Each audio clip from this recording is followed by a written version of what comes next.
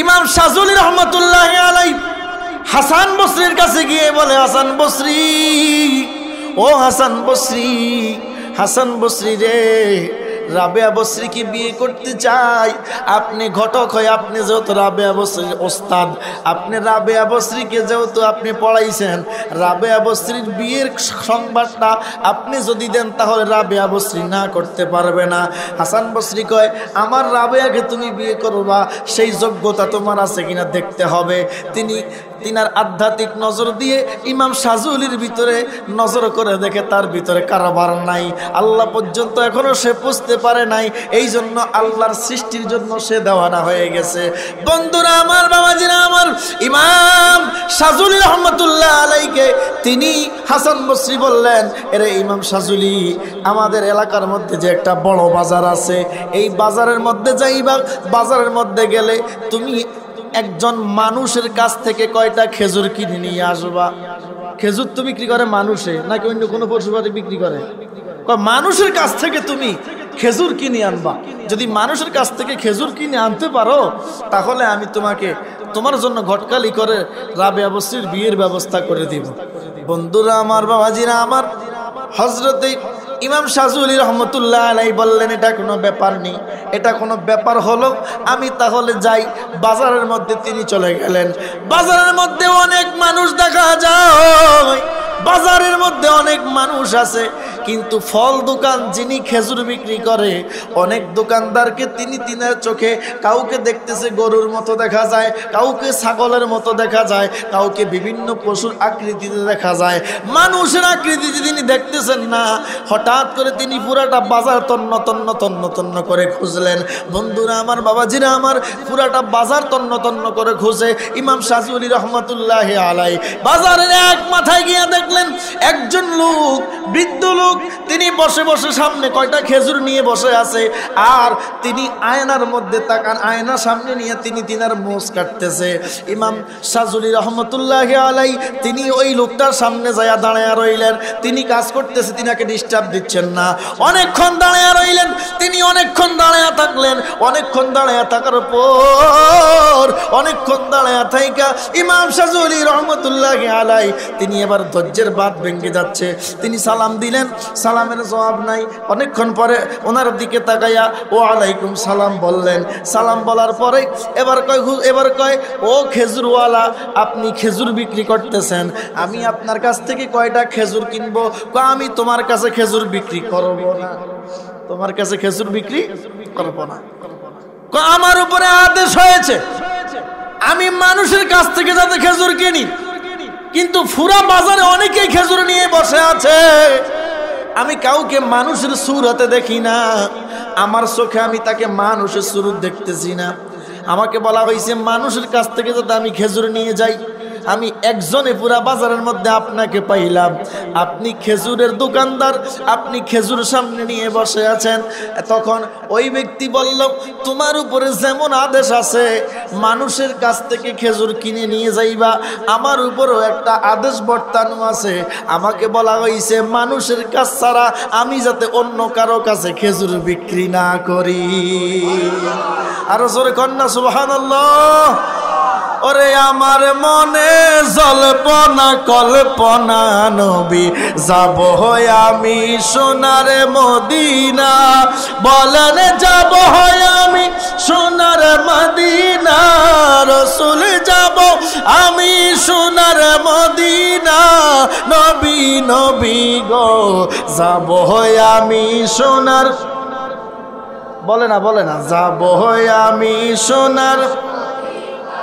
ও নবী তোমায় ভালোবাসে যারা, আল্লাহর ওলি হয় গো তারা, তোমায় ভালোবাসে যারা, আল্লাহর ওলি হয় গো তারা, থাকে না তো চিন্তা ভাবনা, রাসূল থাকে না তো চিন্তা ভাবনা, নবী নবী গো যাব আমি সোনার, বলেন যাব আমি সোনার মদিনা, রাসূল যাব আমি সোনার মদিনা, নবী নবী গো যাব আমি সোনার মদিনা। বন্ধুরা আমার, বাবাজিরা আমার, ইমাম শাযুলি রহমতুল্লাহ আলাইহি এবার নিজেকে নিজে প্রশ্ন করেন, মানুষ বিভিন্ন প্রকার ফল নিয়ে ফলমূল নিয়ে বসে আছে, কিন্তু তাদেরকে আমি আমার চোখে মানুষ দেখতেছি না। আর এই ব্যক্তির চোখে আমি যদি মানুষ না হই তাহলে আমি কি? এই কথা চিন্তা করে ইমাম শাযুলি রহমতুল্লাহি আলাইহি আল্লাহকে ডাকা আরম্ভ করলেন, আল্লাহর জিকির এমন ভাবে করা আরম্ভ করলেন, বনে জঙ্গলে যায় একটানা 12 বছর তিনি আমার আল্লাহর জিকির করেছে। একটানা 12 বছর জিকির করার পরে ইমাম শাযুলি রহমতুল্লাহ আলাইহি তিনি নজর করে হঠাৎ করে একদিন হাসান বসরির সাথে দেখা। এবার হাসান বসরি ডাক দিয়ে বলে, ইমাম শাযুলি, এত বছর আপনি কোথায় ছিলেন? তো আপনি আমাকে যেই ব্যক্তির কাছে পাঠাইছেন তিনি কোনো সাধারণ ব্যক্তি নয়, তিনি আমাকে মানুষের রূপে দেখতেছে না। এই জন্য আমি চিন্তা করলাম, আমি যদি দুনিয়াতে মানুষ না হই তাহলে আমি কি?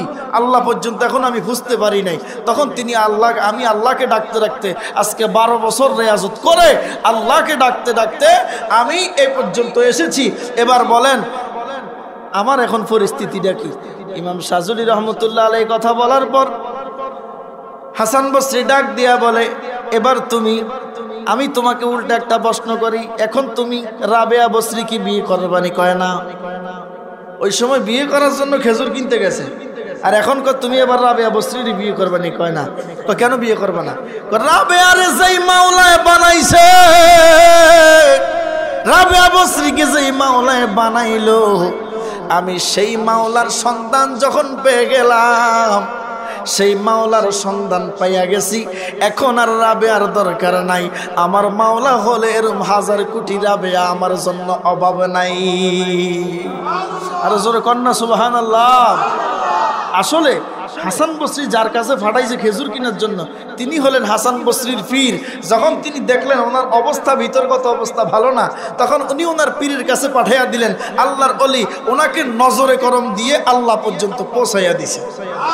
আর জোরে কন সুবহানাল্লাহ। নিগাহে ওয়ালি মে ये तस्वीर देखी बदल की हजारों ये तकदीर देखी। আল্লাহর অলির নজর যার উপরে একবার পড়ে যাবে তার ভাঙ্গা কপাল জোড়া লেগে যাবে। আর জোরে কোন সুবহানাল্লাহ। আমরা আল্লাহর অলির দরবারে যাই, কারণ আল্লাহর অলির দরবারে যাওয়ার কথা বলেছেন কে? আরো জোরে বলেন কে? বিসমিল্লাহির রহমানির রহিম।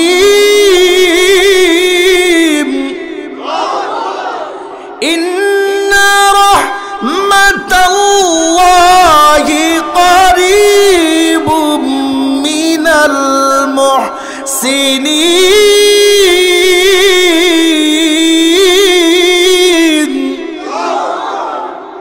ঘোষণা কার? আরো জোরে বলেন কার? আমার আল্লাহ কোরআন শরীফের মধ্যে বলেন, ইন্না রাহমাতাল্লাহ, নিশ্চয় আল্লাহর রহমত, করিবুম মিনাল মুহসিনিন, নিশ্চয় আল্লাহর রহমত পাওয়া যায়। আল্লাহর ওলিদের দরবারে আল্লাহর রহমত পাওয়া যায়। আরো জোরে কন্যা সুবহানাল্লাহ। তাহলে যদি আল্লাহর ওলির দরবারে রহমত থাকে, সেই রহমত আমাদের পাওয়ার দরকার আছে না নাই? আরো জোরে বলেন আছে না নাই? আমরা সেই রহমত পাইতে আসছি, ঠিক না বেঠে? আমরা আল্লাহর ওলির দরবারে আইসা আল্লাহর কাছে চাই। এখন অনেকে আজকে আমাদেরকে বলে আমরা মাজার পূজারি, কথা কয়নি? আমাদেরকে মাজার পূজারি বলে গালি দেয়। আরে ভাই, আমরা মাজার পূজা করি না, মাজার জিয়ারত করি। মাজার শব্দের অর্থ অনেকে জানে না। মাজার শব্দের অর্থটাই হলো জিয়ারতের জায়গা। মাজার শব্দের অর্থ কি? জিয়ারতের জায়গা। মাজার, মাজার শব্দের অর্থ জিয়ারতের স্থান। আমরা আল্লাহর ওলির দরবারে আসছি। আল্লাহ বলেন, তোমরা যখন বিপদের মধ্যে পড়ে যাইবা, মুসিবতের মধ্যে যখন পড়ে যাইবা, তখন তোমরা কি করো? তোমরা ইয়া আইয়ুহাল্লাযীনা আমানু তাকুল্লাহ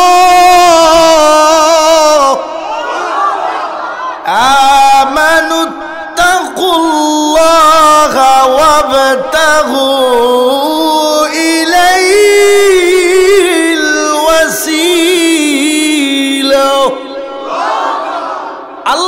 বলতেছেন, ইয়া আইয়ুহাল্লাযীনা আমানুত্তাকুল্লাহ, হে ঈমানদারগণ, তোমরা ঈমানদারগণ তোমরা আমি আল্লাহকে ভয় করো। ওয়াবতাগু ইলাইহিল ওয়াসিলা, বাঁচার জন্য উসিলা তালাশ করো। বাঁচার জন্য কি তালাশ করো? উসিলা তালাশ করো। আল্লাহর ওলিরা হলো আমাদের উসিলা, ঠিক না ঠিক? আমরা আল্লাহর ওলি হযরতে আমান ফকির রহমতুল্লাহ আলাইহির কাছে আইসা কই না, হুজুর আপনি আমার একটা সন্তান দেন। আমরা বলি, আল্লাহ তোমার বন্ধু এখানে শায়িত হয়ে গেছে, তোমার বন্ধু এখানে শুয়ে আছে, তোমার এই মহান ওলি এখানে শুয়ে আছে, তিনি তো তোমাকে রাজি খুশি করে এখানে শুয়ে গেছে। আল্লাহ রে, তোমার এই বন্ধুর উসিলায়, তোমার এই বন্ধু যদি আপনাকে যদি একটা লোক আপনি যদি চেয়ারম্যান সাহেবের কাছে যাইয়া যদি বলেন, চেয়ারম্যান সাহেব আপনার অমুক বন্ধু আমারে পাঠাইছে, চেয়ারম্যান সাহেবের কাছে যাইয়া যদি বলেন আমাকে এই জিনিসটা আপনি দেন, আপনার অমুক বন্ধুর রেফারেন্সে আসছি, তাহলে চেয়ারম্যান সাহেবের একজন সাধারণ মানুষের কথা যদি বলেন যে আপনি আমার কথা চেয়ারম্যান সাহেবের যাইয়া বলেন, অত চেয়ারম্যানের সাথে হাই হ্যালো সম্পর্ক, চেয়ারম্যান সাহেব ওনাকে চিনে না। আর যদি চেয়ারম্যানের একজন একদম অন্তরের অন্তঃস্থলের মহব্বতের একজন বন্ধুর রেফারেন্স যদি চেয়ারম্যান সাহেবের কাছে যাইয়া যদি বলেন, চেয়ারম্যান সাহেব আপনার অমুক বন্ধু আমারে পাঠাইছে, আপনি আমার এই বিলটা ফাঁস করে দেন, তাহলে চেয়ারম্যান সাহেব সাধারণ বন্ধু থেকে যিনি প্রকৃত বন্ধু তার গুরুত্ব দিবে, ঠিক না ভাই? ঠিক, বন্ধু পাঠাইছে, আমার বন্ধুর রেফারেন্সে আসছে, আমি যদি এটা না করি তাহলে আমার বন্ধুর সাথে আমার মনোমালিন্য হয়ে যাবে, ঠিক না ভাই? ঠিক, এটা তো দুনিয়ার হিসাব। আল্লাহর ওলির ওসিলা দিয়ে যখন আল্লাহর কাছে চাই, আল্লাহ তোমার তো আল্লাহর ওলি আমান ফকির রহমতুল্লাহ আলাইহির ওসিলায় আল্লাহ বিদির যাইতে পারি না, আল্লাহ তোমার অলির মাহফিলে আমি আগামী বছর 10,000 টাকা দিব যদি আমি বিদেশ যাইতে পারি। একটা নিয়ত করছেন, দেখা গেছে 15 দিন, এক সপ্তাহের ভিতরে আপনার কাজ হয়ে গেছে, ঠিক না ঠিক? হয় কি না?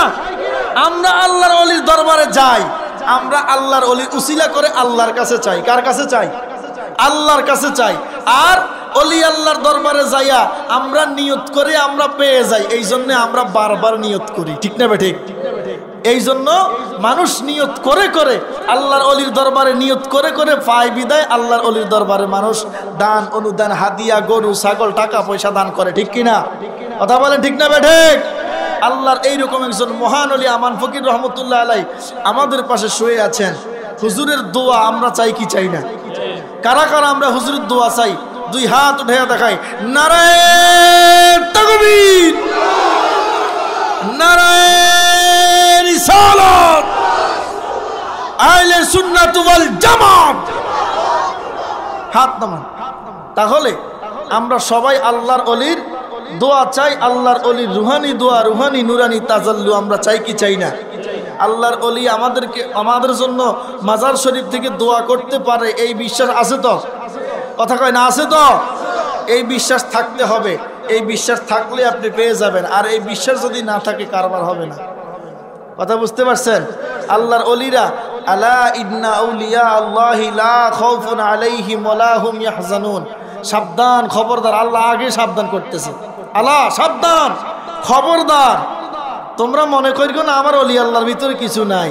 আমার অলিরা তিনারা লা খাউফুন, তাদের কোনো ভয় নাই, ওয়ালা হুম ইয়াহজানুন, তারা কোথাও কোনো চিন্তিত হবে না। সুবহানাল্লাহ কন্যা, তিনারা কোথাও কোনো চিন্তিত হবে না। আজকে আফসোস লাগে, একটা গ্রুপ খালি অলি আল্লাহ বিরোধী কথাবার্তা বলে, অলি আল্লাহদের বিরুদ্ধে কথা বলে। আমরা আচ্ছা বাবা, আপনারা কি মাজার জিয়ারত করেন না মাজার সেজদা করেন? কথা কয় না, কি করে? আমরা মাজার জিয়ারত করি, সুন্নিরা মাজার কি করে? সুন্নিরা মাজারকে সেজদা করে, ভণ্ডরা মাজারকে সেজদা করে। কারা? এই ভণ্ডদের সাথে সুন্নিদের কোনো সম্পর্ক? মাজার আছে যতদিন জিয়ারত চলবে। কথা বলেন ঠিক না ঠিক? আল্লাহর আলীর মাজার, আমি মনে করি আপনারা এই নাটেহারা এলাকার মানুষ ধন্য, আল্লাহর একজন অলি আপনাদের এলাকায় শুয়ে আছে, ঠিক কিনা? আল্লাহর অলি আপনাদেরকে আবাদ করে রেখেছে, এজন্য আপনারা নিজেদেরকে ধন্য মনে করবেন। বিপদে পড়ে গেছেন, আল্লাহর অলির কাছে এসে, হুজুর আমি এই বিপদে পড়ছি, আপনি একটু আল্লাহর কাছে কর না, এই বলা ক্ষমতা আছে না নাই? আরো জোরে বলেন, আছে না নাই? আল্লাহর কাছে কইবেন, আল্লাহ আমি আপনার অলির দরবারে আসছি, আল্লাহ আপনার অলির এই বন্ধুটার ওসিলা আল্লাহ আপনি আমার বিপদটা কাটাইয়া দেন। আল্লাহ দিতে পারে কি পারে না? আরো জোরে বলেন, পারে কি পারে না? এই জন্য অলি আল্লাহর দরবারে যাওয়ার দরকার আছে না নাই? আল্লাহর ওলিদের দরবারে বেশি বেশি করে খরচ করার দরকার আছে না নাই? আছে কি না? বন্ধুরা আমার, বাবা জিরা আমার, সময় অল্প। এখন আমার ভাই জুনাইদ সিদ্দিক হুজুর আসার সময় হয়ে গেছে। কি ওয়াজ করবো উনি এর ভিতরে আবার কয় আপনার টাকা পয়সা হুজুরের মাহফিলে আপনারা কিছু টাকা পয়সা দিবেন নিও। এমন কেউ কিছু কয় না। টাকা পয়সা দেওয়ার দরকার আসেনি। এই মাহফিলটা যে 23 বছর আজকে হচ্ছে, 24তম বছরে হওয়ার দরকার আছে কিনা দেখি। আগামী বছর 24তম মাহফিল হবে, এটা আমরা চাই কি চাই না? কারা কারা চাই একটু আমরা আল্লাহর দেখাইয়া দেই। নারায়ে তাকবীর, নারায়ে রিসালাত, আহলে সুন্নাত ওয়াল জামাত, আল্লাহর ওলি হযরতে আমান ফকির রহমাতুল্লাহ আলাইহি। হাত নামান। আমরা সবাই চাই আল্লাহর ওলির এই মাহফিলটা হোক। আমরা সবাই যেহেতু চাই, মনে মনে একটা নিয়ত করেন, আল্লাহ বিদেশ যদি যাইতে পারি বা বিদেশে যাইতে যদি না পারি, বা যে কোনো মনের আপনার মনে যে একটা আকাঙ্ক্ষা, এমন একটা নিয়ত করে আগামী বছর মাহফিলে আমি 10,000 টাকা দিব, আমি 5,000 টাকা দিব, এইরকম একটা নিয়ত করে আমি কয়েকজন ভাই চাই অল্প কয়েক মিনিটে। কারণ এই জিনিস পারে আমার ভাই মাওলানা আবুল হাসান সিস্তি সাহেব, উনি ভালোভাবে এই জিনিসটা পারে। এখন আমারও যেহেতু পাঠাইছে, আমার হঠাৎ করে আমি আইছি আটকা, আমার কয় বাতকা, কথা বুঝেন না? আমার অবস্থা হয়েছে এমন না, আমি আইছি একজনের পরিবর্তে, আমি কোনো আপনাকে দাওয়াতি মেহমানও না। যাই হোক, আমি আপনাদের এলাকায় আসছি, আপনারা আমার সম্মানটাও রাখবেন, আল্লাহর ওলির সম্মানটাও রাখবেন নিও। দেখি 5,000 টাকা দেওয়ার মতো কে আছেন? এমন কোন ধন্য মায়ের ধন্য সন্তান, ধন্য বাবার ধন্য সন্তান আছেন যে আগামী বছর মাহফিলের জন্য 5,000 টাকা দিবে? এইরকম কয়েকজন আল্লাহর বান্দা চাই যে 5,000 টাকা করে আগামী বছর মাহফিলটা হবে, আল্লাহর ওলি হযরতে আমান ফকির রহমতুল্লাহ আলাইহির স্মরণে মাহফিল হবে। এমন কয়েকজন আল্লাহর বান্দা চাই। একটু জিকির করেন, লা ইলাহা, হয় না জোরে, লা ইলাহা, লা ইলাহা, লা ইলাহা, জোরে লা ইলাহা, লা ইলাহা, লা ইলাহা, লা ইলাহা, লা ইলাহা, লা ইলাহা ইল্লাল্লাহু মুহাম্মাদুর রাসূলুল্লাহ সাল্লাল্লাহু আলাইহি ওয়াসাল্লাম। কে আছেন যে হুজুর আমি 5,000 টাকা দিব? আসলে সবার টাকা সব কাজে লাগে না, এটা মানেন তো? কথা কয় না? কিছু কিছু টাকা আছে যেটা দিয়া ক্রাম বোর্ডের ঘর কিনা হয়।